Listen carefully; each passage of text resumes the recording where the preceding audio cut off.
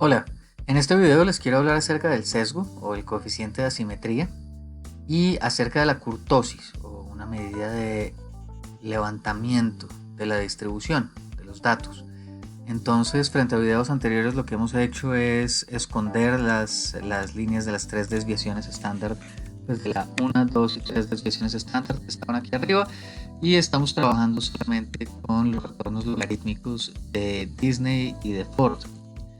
Recordarán, aquí abajo tenemos algunas medidas de tendencia central y de dispersión y que nos dan una idea acerca de la ubicación o de la forma que está tomando la distribución.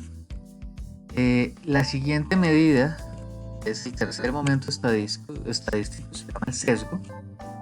En Excel, en inglés, la fórmula es skew, o en este caso P de la población, o normal, que es el de la muestra, y vamos a calcular el skew o el sesgo de la serie de precios de Disney.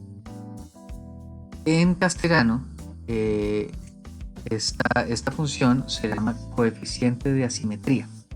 Entonces, para que lo tengan en mente aquellos de ustedes que tienen Excel en español.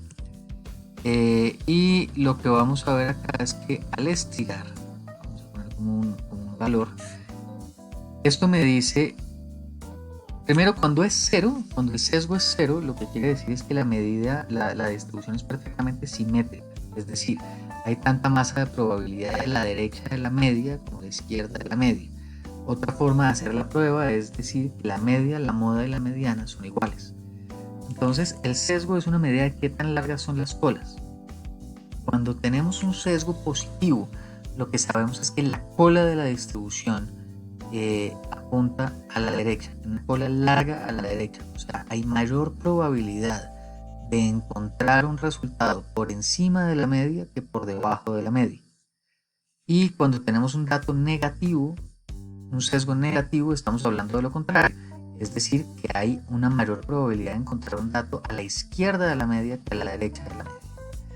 Muy importante que lo miremos, no se usa mucho el sesgo cuando estamos hablando de precios o cuando estamos hablando de niveles. Se utiliza mucho cuando estamos hablando de retornos.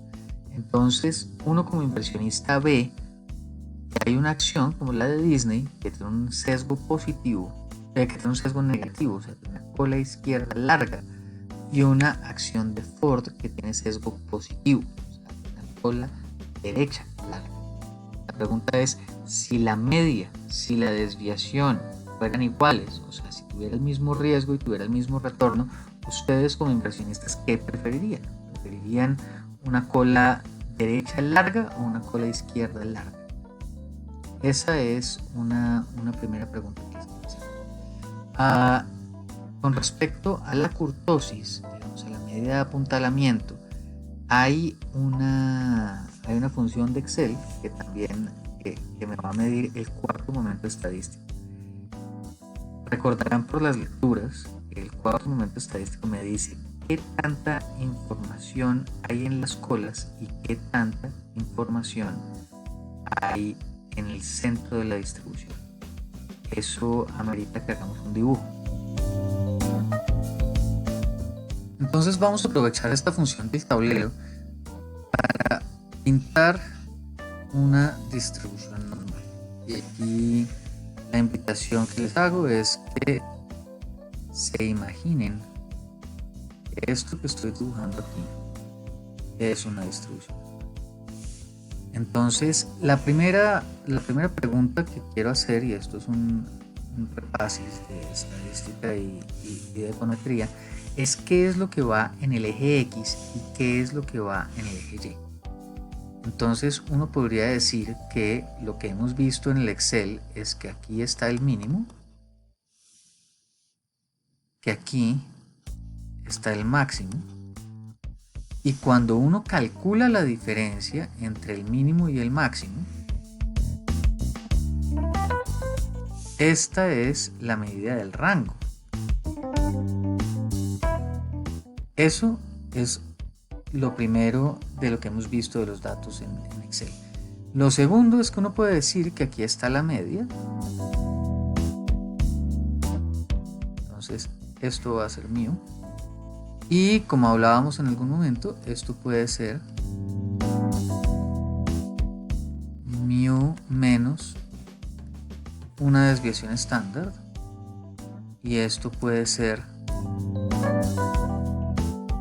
mu más una desviación estándar. Y como esta es una distribución normal, sabemos que aquí está el 68% de los datos. Eso es, digamos, el recorderis. Ojo, para que esto sea así, ¿qué tiene que venir en el eje Y? Pues tiene que venir la frecuencia. Entonces, lo que estamos viendo aquí es que los datos que están en la media tienen mayor frecuencia y los datos que a medida que se van alejando de la media, pues ocurren con menos frecuencia. Eso es lo que quiere decir que las colas tienen caída, que los datos más alejados de la media son más raros o ocurren con menos frecuencia. Entonces, ya sabiendo esto, uno podría pintar una distribución, y la voy a pintar en rojo. Uno podría pintar una distribución con kurtosis. Kurtosis positiva quiere decir que tiene colas gordas. Entonces le vamos a poner una cola gorda. Una cola gorda que quiere decir que hay mayor frecuencia de los datos extraños, o de los datos raros, o de los datos lejos de la media. Y lo vamos a hacer, digamos, simétrico. Entonces aquí también hay datos raros, más outliers, datos que están más alejados de la media. Ahora, ustedes saben por su clase de estadística, y si no lo saben se los cuento, la probabilidad siempre debe sumar 1.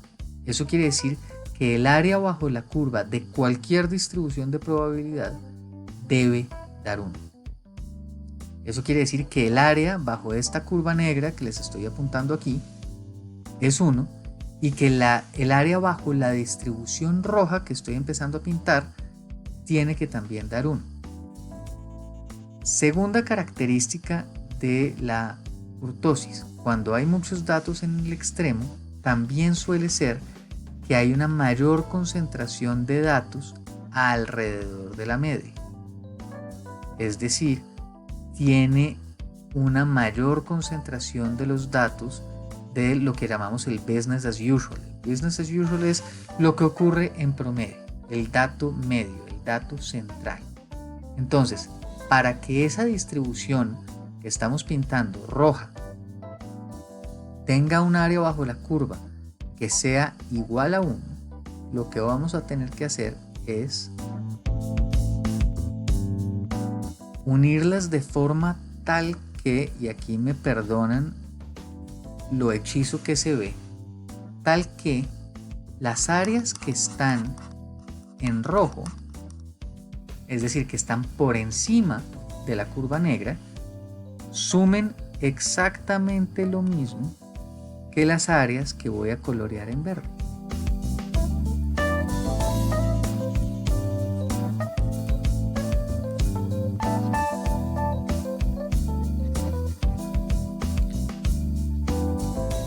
Fíjense que si el área bajo la curva negra suma 1, entonces el área bajo la curva roja debe también sumar 1, porque también es una distribución de probabilidad. Eso quiere decir que las áreas rojas deben sumar lo mismo, la suma de las áreas rojas que están en las colas y en el centro deben sumar lo mismo que las áreas verdes que acabo de colorear. ¿Eso qué quiere decir? Que una distribución que tiene kurtosis tiene muchos datos concentrados alrededor de la media, pero también tiene datos raros, o sea que vamos a ver menos datos en los días que se alejan 1 o 2 desviaciones estándar de la media. Ese pedazo es muy importante que quede claro y que lo puedan identificar. Y volvemos a Excel, y entonces le vamos a decir a Excel que calcule la kurtosis. La kurtosis la vamos a calcular también sobre los retornos. La fórmula en inglés es CURT. La fórmula en castellano es curtosis. Problemas del cálculo de la curtosis. ¿Cuánto es una curtosis grande y cuánto es una curtosis chiquita? Entonces, hay dos medidas. La curtosis en la distribución normal es 3. Eso da 3. Ahora, el problema es que hay una segunda medida de curtosis que es el exceso de curtosis. El exceso de curtosis en una distribución normal da 0. Eso quiere decir que el exceso de curtosis se calcula como la curtosis menos 3. ¿Qué calcula Excel? ¿Calcula la curtosis o el exceso de curtosis? Hay una forma muy rápida de averiguarlo y es abrir una hoja nueva. Vamos a ir a datos. Voy a bajar aquí la cámara un segundo. Le vamos a decir que haga análisis de datos. Y en el análisis de datos le vamos a decir que genere números aleatorios. Y le vamos a decir que genere una variable que genere 10.000 números aleatorios que siga una distribución normal con una media 0 y una desviación 1, no me preocupa, y le vamos a decir OK. Ahí está pensando, él ha generado aquí unos números, 10.000 números que siguen una distribución normal. Entonces vamos a hacer los cálculos rápidamente para verificar que eso es cierto. Vamos a decir que esta es la media, que esta es la desviación, que este es el sesgo y que esta es la curtosis. Y esto es lo que nos va a decir si estamos hablando de una variable que tenga una distribución normal. Nos va a decir entonces la media es 0, ¿vale? Eso es más o menos lo que esperábamos. Esto es cercano a 0 sin ser exactamente 0, obviamente porque es una muestra y no una población.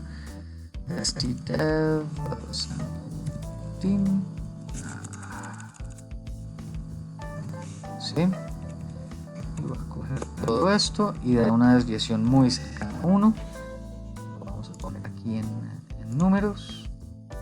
Después vamos a decirle el sesgo, que debería ser 0.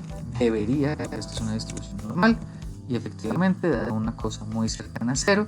Y entonces la pregunta que nos convoca, la curtosis. Si yo le doy la función curt y me arroja un número cercano a 3, entonces Excel calcula la curtosis. Si me arroja un número cercano a 0, entonces Excel calcula el exceso de curtosis. Y con esto sabemos que Excel está calculando el exceso de curtosis. Y lo puedo poner aquí como E de curtosis. Bien. ¿Qué me está diciendo esto? Un exceso de curtosis de 14. Me está diciendo que esto tiene unas colas gordísimas, ¿no? y que tiene muchos datos en los extremos. Eso es lo que podemos inferir de aquí, ¿vale?